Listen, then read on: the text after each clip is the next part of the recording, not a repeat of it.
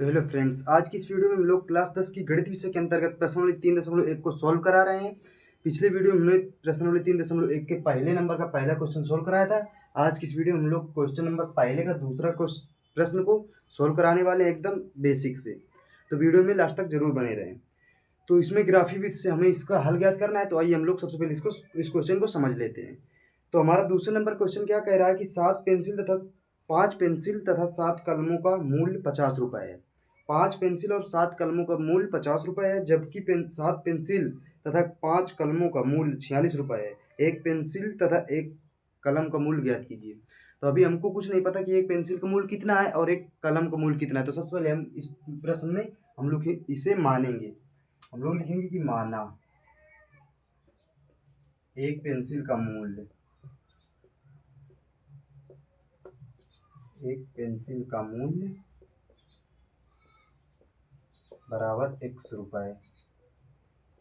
हम लोगों ने मान लिया कि एक पेंसिल का जो मूल्य वो x रुपये है। इसी प्रकार पेन का मान, कलम का मान लेते हैं। एक कलम का मूल्य बराबर y रुपये। तो हमने एक पेंसिल का मूल्य x रुपये माना और एक कलम का मूल्य y रुपये माना। और हमारा क्वेश्चन कर रहा है कि 5 पेंसिल तथा 7 कलमों का मूल्य 50 रुपये है। तो हम लोग लिखेंगे प्रश्नानुसार। कह रहा है 5 पेंसिल तथा 7 कलमों का मूल्य 50 रुपये है। तो 5 पेंसिल है तो ये एक पेंसिल का मूल्य है, तो इसे 5 गुणा करा देंगे। तो 5x प्लस दोनों को जोड़ के 50 रुपये है, 7y बराबर 50 रुपये। तो ये हमारा समीकरण पहला बन गया। अब दूसरी शर्त में क्या कह रहा है, तो पुनः प्रश्न अनुसार लिख लेते हैं। पुनः प्रश्नानुसार दूसरी शर्त में कह रहा है कि जबकि 7 पेंसिल तथा 5 कलमों का, इस बार 7 पेंसिल और 5 कलमों का मूल्य 46 रुपये कह रहा है। तो 7 पेंसिल, तो एक पेंसिल का x है तो 7 का इसमें गुणा करा दिया, प्लस 5y बराबर 46 रुपये। तो हमारे समीकरण 1 और समीकरण 2 बन गया। अब हम लोग इनके पहले x और y की इससे दो मान दोनों से ज्ञात कर लेंगे। तो सबसे पहले हमें समीकरण 1 से देख लेते हैं। तो हम इसे x के बराबर पहले कर लेते हैं। तो देखो ये प्लस का इधर जाएगा तो माइनस हो जाएगा। तो 50 माइनस 7y, और ये देखो गुणे वाला है 5 तो पूरे के बटे में चला जाएगा, तो 5 आ गया। तो अब इससे पहले x y के मान ज्ञात कर लेते हैं। तो हम लोग इससे x और y के मान ज्ञात कर लेंगे।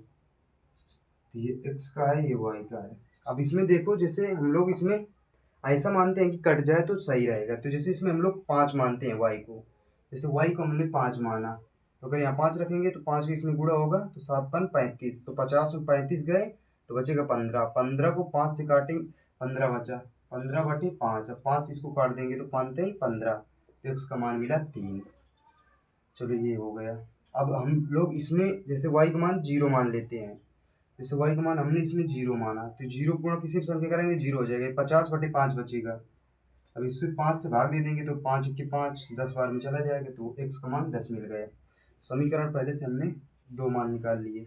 अब हम लोग समीकरण दूसरे से भी ऐसे ही 2 मान निकाल लेंगे। तो हम लोग यहाँ देख लेते हैं। तो पहले हम लोग इसको बराबर फिर से कर लेते हैं। तो x बराबर 46, अब ये प्लस का इधर जाएगा तो माइनस हो जाएगा 5y। अब ये गुणे वाली संख्या बटे में आती है 7। हम लोग ऐसा मानते हैं कि कट जाए तो ज़्यादा ही अच्छा रहेगा। इसमें भी हम लोग ऐसे x और y के मान निकाल लेते हैं। ये x का है, ये y का है। तो देखो अगर यहाँ पर हम लोग इसमें 5 मान लेते हैं तो 5 से हमारा आसानी से कट भी जाएगा।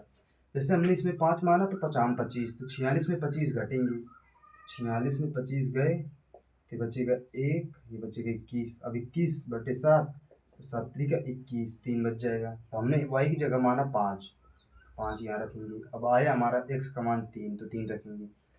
अब हम लोग यहाँ पर माइनस का 2 मान लेते हैं, तो 10 हो जाएगा, 10 46 56 हो जाएगा, तो 7 से काट देंगे तो 8 बार में कट जाएगा। तो हम y का मान मानते हैं -2, तो हो जाएगा प्लस का 10, 5 दूनी 10, 10 से 56 हो जाएगा, 56 बटे 7, तो 7 8 56, तो x का मान आ जाएगा 8। तो हमने मान निकाल लिए हैं। अब इसको हम ग्राफ से हल करते हैं। तो इसको थोड़ा सा मिटाए तो ग्राफ बना लेते हैं। तो ये रहा हमारा ग्राफ। इधर x की धनात्मक होती है, इधर x का ऋणात्मक मान होता है, इधर y का धनात्मक मान होता है, इधर y का ऋणात्मक मान होता है।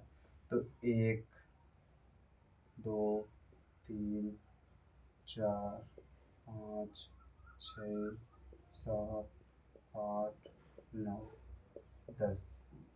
इधर 1 2 3 4 5 6 7 8 9 10। इधर माइनस का 1 माइनस का 2 माइनस का 3 -4 5 6 से इधर x के माइनस में -2 -3 -4 -5 -6।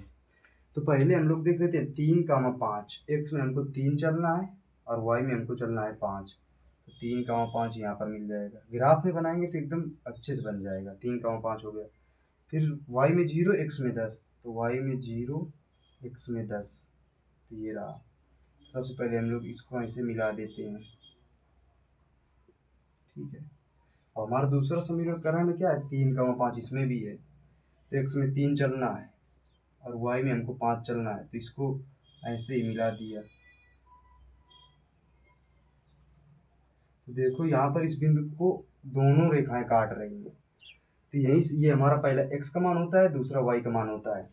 तो हमारा x का मान 3 निकला और y का मान 5 निकला। तो हमारी एक पेंसिल का मूल्य 3 रुपये है, एक पेंसिल का मूल्य 3 रुपये निकला और एक कलम का मूल्य 5 रुपये है। तो यही इसी तरीके से हमको सॉल्व करना है।